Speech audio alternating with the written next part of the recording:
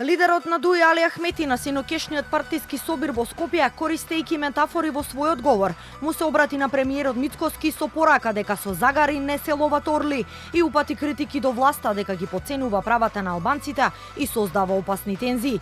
Орлите воскресна, референдумот започна, гласаше пораката на Ахмети, додека присутните на собирот извикуваа УЧК, а на видео бимот се прикажуваа инсерти од војната во 2001. Христијане, млад си, размисли добро. Не се соочуваш со скапоцени камења или краставици, туку со добро специјализирани кадри, тимови во сите области. Мицкоски со загари оди на лов на зајаци, но не и на орли. Орелот не се бори со загари и слуги кои ги дресирате за да не оцрните.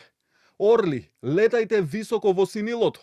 Кучиња, чувајте се од зајаци. Реагира од ВМРО ДПМН. Не си ти орел, туку обично врапче, му порачаа на Ахмети од владеачката партија, од каде велат, место да оди во пензија, тој зборува за крв, оружје и орли.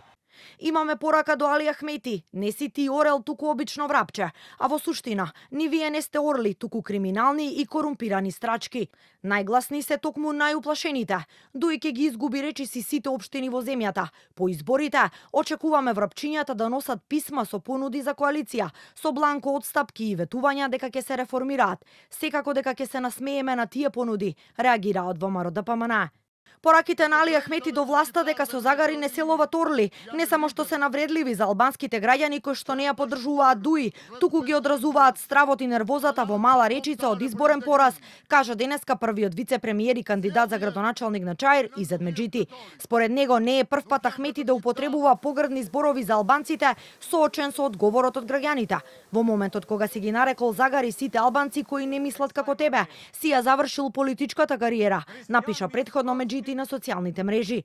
По ваквата изјава на Ахмети, која предизвика многу реакции, реагираше подпредседателот на ДУИ Адеми, која дообјаснуваше изјавата на својот лидер, дека не била насочена кон албанските граѓани, туку кон лидерите на вреди, кои го изгубиле политичкиот легитимитет и како што напиша, седеле пред нозете на Мицкоски.